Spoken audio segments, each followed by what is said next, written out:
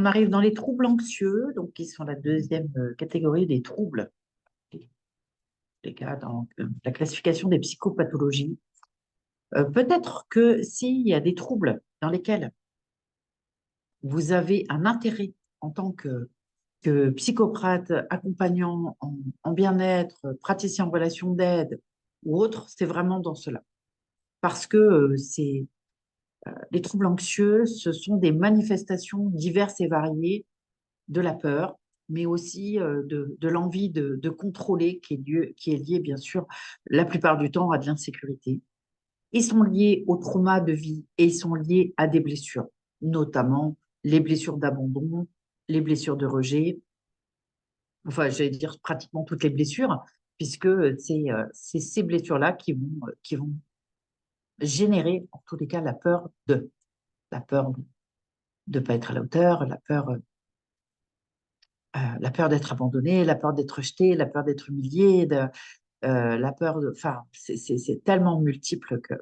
Alors, on a vu des outils déjà sur les peurs et comment aussi pouvoir progressivement s'adapter ou en tous les cas modifier son système de pensée. Hein. Pensez toujours que c'est en modifiant le système de pensée et de par ce que vous allez apprendre, vous allez aussi pouvoir le transmettre à votre client, ce qui va l'aider aussi à modifier son système de pensée.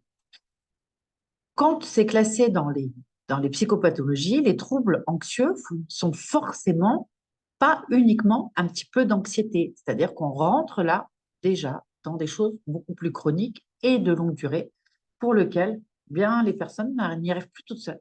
Et elles vont venir vous voir, elles vont venir vous voir pour avoir de l'aide.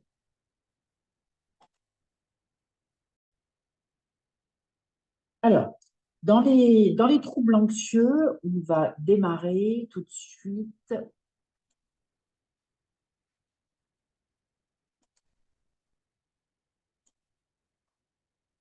voilà, par les tags. On appelle les tags, ça s'appelle les troubles anxieux généralisés, qui sont une inquiétude excessive et persistante avec la difficulté à contrôler les pensées anxieuses. Ce sont aussi ce qu'on peut appeler un petit peu des peurs anticipatoires. C'est-à-dire, la personne a tout le temps peur de de ce qui va arriver, potentiellement arriver. Bien sûr, c'est son système de pensée qui va créer des peurs et elle va être en inquiétude permanente, qui sont des petites inquiétudes comme des inquiétudes bien, bien plus importantes. Donc là, il y a une forme de dérèglement. Je ne sais pas si le système sympathique et parasympathique vous parle. C'est aussi un dérèglement hormonal qui va faire que normalement, quand on s'inquiète pour quelque chose, qui a une vraie raison, ça, on va générer, voilà, il y a tous ces systèmes de cortisol. Mais normalement, l'organisme est fait pour, à un moment donné, inverser le processus pour pouvoir rétablir le calme. Donc ça, ce sont ces deux systèmes, sympathiques, parasympathiques, qui vont être en fait des variations hormonales pour pouvoir nous permettre de générer quand même de l'inquiétude, parce que ça fait quand même partie de la vie, mais qui doit normalement nous remettre dans quelque chose de plus stable. Sauf que là, ça ne se produit pas. Et le système de pensée, souvent, alimente ses peurs, et la personne ne s'en sort plus, et donc elle est dans ses inquiétudes permanentes. Donc ça, c'est le TAG. Alors, en médecine occidentale et en allopathie, c'est souvent traité avec des anxiolytiques ou des antidépresseurs parfois, quand les tags sont trop importants. Et notre objectif à nous, bah, c'est de pouvoir accompagner la personne pour l'aider à se libérer. Et on n'utilise pas le mot guérir hein, en tant que psychoprathe, hein, c'est important. Retenez la terminologie. Guérir est réservé à la médecine. Nous, on va permettre à une personne tout simplement de se libérer. On peut l'aider à se libérer en travaillant sur ses émotions et en travaillant sur ses blessures, en allant questionner, comme on l'a vu lors du premier module, sur sa vie, sur comment elle voit les choses. Il faut savoir aussi que les troubles anxieux, on peut les relier dans le mode éducatif que que la personne a vécu enfant, à une présentation du monde par les parents comme le monde étant quelque chose d'hostile, hostile, dangereux, dans lequel on ne peut pas avoir confiance. Et puis, ben, les médias reliant ça de manière exponentielle, c'est suffisant pour créer des tags. On retrouve souvent chez les personnes âgées qui sont un peu branchées sur BFM TV. Je souris parce qu'il y en a tellement et que l'inactivité ou parfois le fait d'être inoccupée font qu'elles elles se, comment, elles vont regarder les informations à outrance et elles vont activer des tags et elles vont les alimenter en permanence. Donc, il m'est arrivé de libérer un tag avec une personne, un monsieur qui est venu me voir, qui avait, je crois, 75 ans à peu près, et il passait son temps dans BFM. Et en fait, je lui ai tout simplement dit, bah, écoutez, c'est simple, là. Soit vous continuez BFM et vous irez très mal dans votre vie, soit vous regardez autre chose, vous lisez le journal le matin, à la limite, et puis après, vous allez faire autre chose. Il est revenu la fois d'après, il m'a dit, je, je vais très bien. J'ai compris, j'ai compris. Donc, on a bien sûr travaillé la relation monde, en fait, hein, comment on perçoit le monde, parce que la façon dont on perçoit le monde va bien sûr avoir un impact intérieurement. Et en fait, on alimente tout ça. À un moment donné, il faut changer quelque chose. Donc, le monde, on ne peut pas le changer. Sa perception, par contre, on peut la changer. On n'oublie pas la personne qui vient vous consulter, on ne peut travailler que sur elle, avec elle. Alors, on a les phobies. En ce qui concerne les phobies, ce sont des peurs intenses et irrationnelles. Là, on n'est plus du tout dans le rationnel. Inutile, mais vraiment inutile, parce que je pense que vous l'avez tous fait ou tous vécu, de venir rationaliser une phobie. Sachez que déjà, si la personne vient vous voir pour ça, elle a déjà eu 10 000 personnes qui lui ont fait cette proposition et qui ont voulu l'aider à rationaliser sa phobie. Une phobie ne se rationalise pas parce que, d'abord, c'est pas rationnel et que c'est aussi une façon de contrôler les choses. Donc, la phobie, c'est une peur intense et irrationnelle d'un objet ou d'une situation en particulier. Pour ça, je vais prendre un exemple qui me semble important d'une personne qui avait la phobie des boutons. Alors, les boutons, vous savez, qui sont sur les chemises, hein, mais pas les boutons quand ils étaient sur les chemises, un bouton qui était sur un bureau. Et vous allez voir, c'est intéressant. Je prends le temps. Je prends le temps un petit peu. De toute façon, les tags, c'est tellement important. Enfin, les troubles anxieux, c'est tellement important que euh, je m'autorise à faire une vidéo plus longue là-dessus. Donc, il avait la phobie des boutons. Et aller expliquer ça, enfin, je veux dire, c'est très compliqué. L'entourage ne peut pas comprendre. C'est des choses qui sont très, très compliquées. Donc, s'il y avait un bouton sur un bureau, il ne pouvait pas rentrer dans la pièce. Enfin, il était pris d'angoisse très, très forte. Voilà. Et donc, en creusant un petit peu avec lui le questionnaire et en allant sur déjà les effets, quels étaient les effets ressentis, pour bien vérifier qu'on est dans de la phobie, hein, enfin, voilà, là, autant que sur la phobie des araignées, des fois, ce n'est pas toujours des phobies, c'est juste des peurs.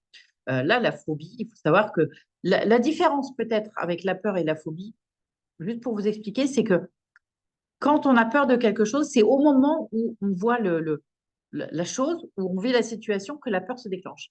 Dans la phobie, la personne va chercher l'objet de la peur.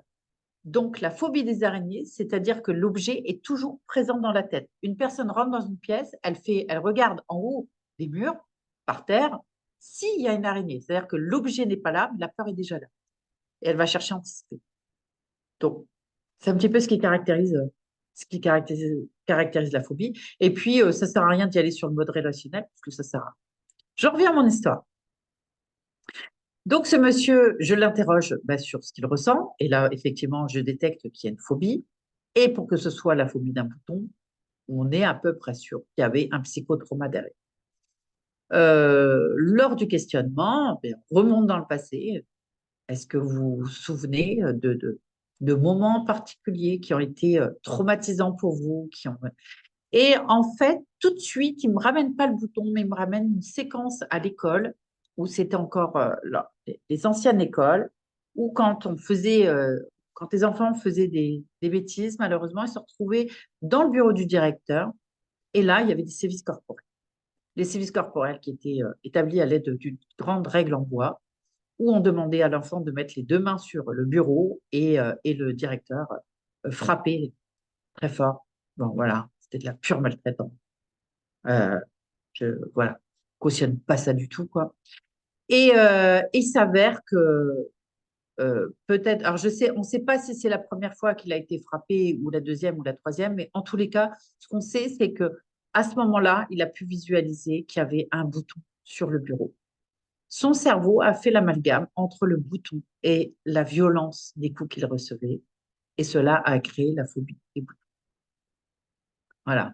Donc, vous voyez, c'est très, très important de comprendre comment ça se passe au niveau du cerveau, c'est-à-dire qu'il y a du lien qui se fait. Au niveau inconscient, le cerveau avait enregistré un bouton était un danger. Et s'il y a danger pour personne, il y a danger pour lui. Et il y a un danger dans une partie du cerveau qu'on appelle l'amygdale. Et ça, on le reverra donc, dans les états de stress post-traumatique ou dans les psychotraumas. Et là, on n'est plus du tout dans du rationnel. Donc, la peur est omniprésente et c'est pas la peine de demander à quelqu'un de se calmer. Il faut effectivement soit enlever l'objet de la peur et de pouvoir, pour pouvoir l'aider à se calmer, à se rassurer et ne pas juger. Déjà, ne pas juger. On verra davantage dans les psychotraumas comment on peut travailler sur des personnes qui présentent ces troubles-là. Et puis, s'il n'y a pas de psychotrauma, c'est difficile aussi de travailler une peur au niveau rationnel. Ça peut être culturel aussi. J'ai vu des gens qui avaient la phobie des araignées qui n'avaient jamais rencontré une araignée, hein. C'est simplement, elles ont vu leur mère hurler en présence d'une araignée. Et le trauma, en plus, non seulement la personne ne sait même pas pourquoi elle a peur, et, euh, et du coup, faut travailler sur le lien avec l'objet, déjà en visualisant euh, ce lien-là et en allant encore une fois travailler sur l'émotion et l'accueil des émotions, un petit peu comme je vous l'ai appris auparavant. Les troubles paniques ou crises d'angoisse et crises de panique récurrentes accompagnées de symptômes physiques intenses. Donc, les crises d'angoisse, ça fait vraiment partie des choses qu'on rencontre aussi. C'est pareil. La plupart du temps, il y a un psychotrauma qui se cache derrière ça.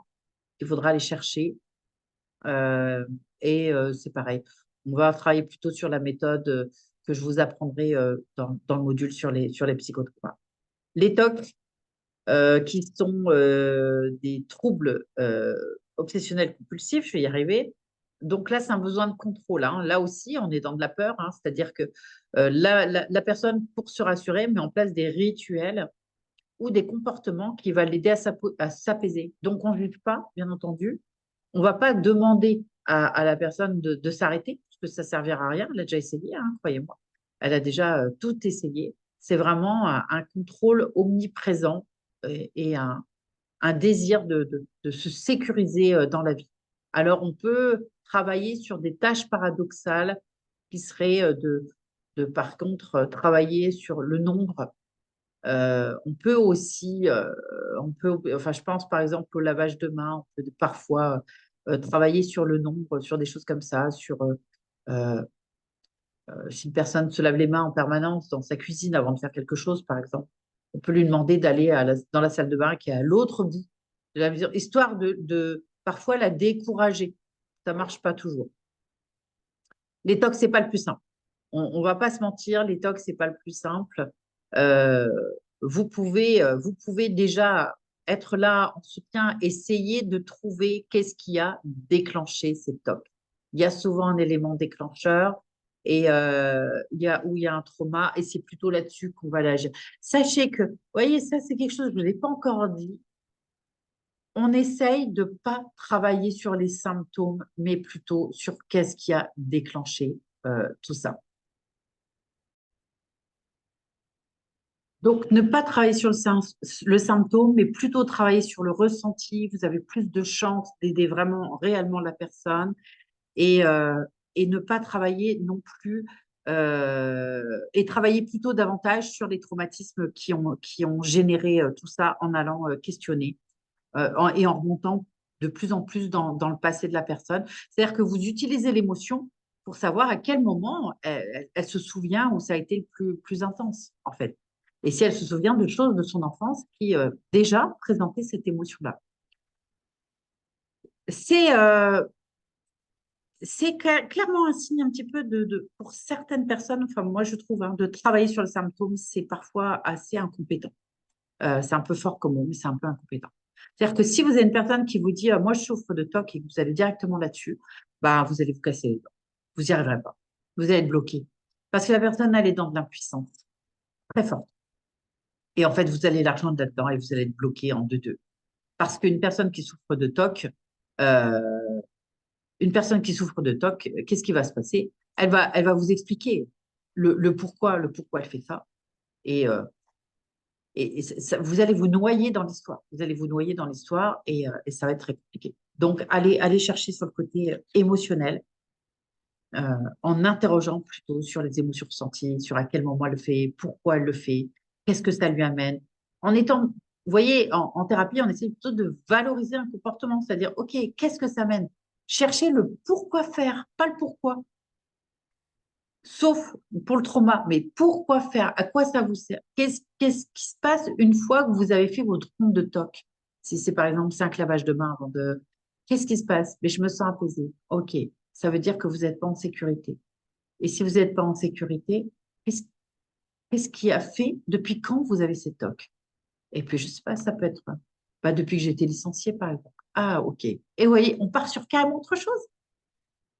Qu'est-ce qui s'est passé? Pourquoi vous avez été licencié? Est-ce que vous pouvez m'expliquer comment vous l'avez vécu? Je donne un exemple comme ça.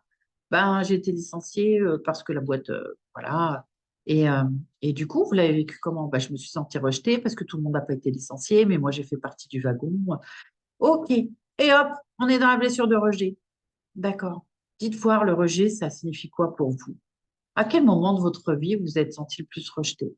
Ou à quel moment de votre vie vous avez été choisi, pas de la bonne manière, c'est-à-dire là, elle a été jetée.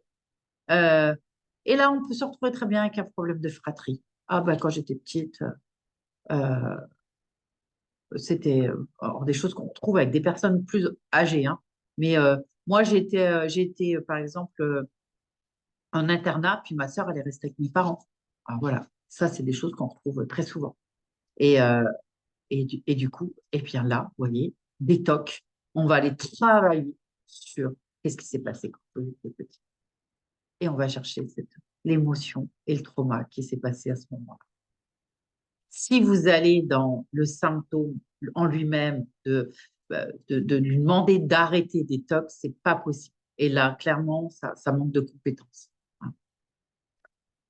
Qu'est-ce qu'on a d'autre en trouble anxieux? On a les ESPT. Alors, les ESPT, c'est des états de stress post-traumatique. Là, je n'en parle pas puisque on passe un module entier dessus qui, j'espère, va se révéler passionnant. Donc, c'est des symptômes persistants après avoir vécu un traumatisme. Voilà, je le définis quand même. Les symptômes qu'on va retrouver le plus souvent sont l'anxiété, la nervosité, l'agitation, les tensions musculaires. Donc, ce sont des gens qui peuvent être très douloureux, hein, au niveau musculaire. Dans les crises de panique, alors dans les crises d'angoisse, on peut avoir comment, de la tachycardie avec des hospitalisations en urgence pensant que c'est un infarctus. Ça arrive très, très souvent. Ça peut aller jusque-là. Sinon, on a sueur, tremblement, frisson, enfin, sensation de suffocation, de la dyspnée. Alors là, on ne conseille pas la respiration à quelqu'un qui est en crise, crise d'angoisse ou crise de panique, hein. Vous savez, il y a ce fameux système de souffler dans un sac, à la limite, puisqu'il ne faut pas réoxygéner davantage. Il faut plutôt, euh, il faut plutôt vider le dioxyde de carbone. Donc, dans les obsessions et les compulsions, ce sont des pensées intrusives, hein, vraiment, avec des rituels répétitifs et la peur de perdre le contrôle. Là, c'est clairement ça, c'est la peur de perdre le contrôle. Donc, on va essayer de ramener la personne dans sa force, dans son pouvoir, dans sa confiance en elle, pour l'aider à avoir la sensation qu'elle reprend le contrôle, la maîtrise de sa vie. Pas le contrôle, la maîtrise. Alors, les facteurs sont, bon, comme je vous l'ai dit, génétiques et familiaux, ça, on va les retrouver souvent, hein, bien entendu. Ça va être en fonction de la façon dont la personne a été éduquée. enfant, son vécu, interroger la personne, demandez-lui, posez des questions, n'ayez pas peur. Il faut vraiment poser des questions pour aller chercher ce qui est important pour elle. Les traumatismes passés, les expériences de vie stressantes, qu'est-ce qui se passe? À partir de quand elle a commencé à développer des tags ou des crises d'angoisse ou des TOC, pardon. Ça va vous aider aussi à comprendre s'il y a un lien par rapport à un élément déclencheur. Et puis, comme dans chaque pathologie mentale, on aura toujours le déséquilibre chimique, mais ça qui peut se soigner, euh, en tous les cas, s'amenuiser avec le travail sur les comportements. Souvent, dans les troubles anxieux, peuvent être utilisées les thérapies comportementales et cognitives avec la désensibilisation progressive à l'objet de la peur. Bon, c'est pas quelque chose sur lequel je suis formée, donc je vous en parlerai pas. Je trouve que c'est un peu long, c'est souvent un petit peu long. Mais maintenant, voilà, tout est bon à essayer. Si vous êtes formé au TCC, bah, vous le savez, hein, c'est le moment d'agir. Euh, et puis, encore une fois, on va utiliser tout ce qui va être gestion du stress. On va essayer aussi d'aider la personne à se retrouver dans des comportements d'évitement qu'elle va mettre en place parce qu'ils vont être nombreux. Parfois, ils sont juste incroyables. J'ai une personne en ce moment que j'accompagne qui a la peur de conduire en ce moment et alors de conduire sur les grands axes, hein, parce que sur les petits axes, ça va. Donc, elle est capable de dévier de je sais pas combien de kilomètres pour aller à l'endroit où elle veut. Vous imaginez le bazar. Donc, alors, bien sûr, manière rationnelle, on va rien faire, hein. Encore une fois, on va plutôt essayer d'aller chercher qu'est-ce que ça vient, à quoi ça vient lui servir. Euh, Notamment, si je vous prends l'exemple de cette personne, par rapport à sa peur de la voiture, il s'est avéré que ça s'est déclenché. Alors, elle a eu un accident déjà à 20 ans. Elle était chez ses parents. Elle est repartie de ses parents. Elle a eu une crise d'angoisse au volant. Et ça a commencé à déclencher la peur. Alors, très vite, hein, on a trouvé qu'il y avait des troubles de l'attachement, parce qu'aujourd'hui, elle a 50 ans et elle est encore très, très, très attachée à ses parents. Et les troubles de l'attachement, voilà, de 20 ans ont continué. Et puis, il y a eu plusieurs accidents, parce que les choses se sont répétées. Hein, ça aussi, c'est des choses qu'on rencontre souvent. Et les répétitions de schémas. Et en fait, une fois où elle a été, son mari a eu un accident de voiture, il était tout simplement, il n'était pas au travail comme il lui avait dit, il était avec son chef en train de boire un petit peu et pas du tout en train de travailler. Elle s'est sentie trahie et c'est en travaillant sur cette notion de trahison et le fait de pouvoir ouais, aller chercher ce qui s'était passé pour elle là et cette trahison, l'émotion qu'elle avait pu ressentir, l'émotion est revenue. On a pu l'accueillir, on a pu lui faire de la place. Et la fois d'après, elle avait déjà commencé à réemprunter les grands axes.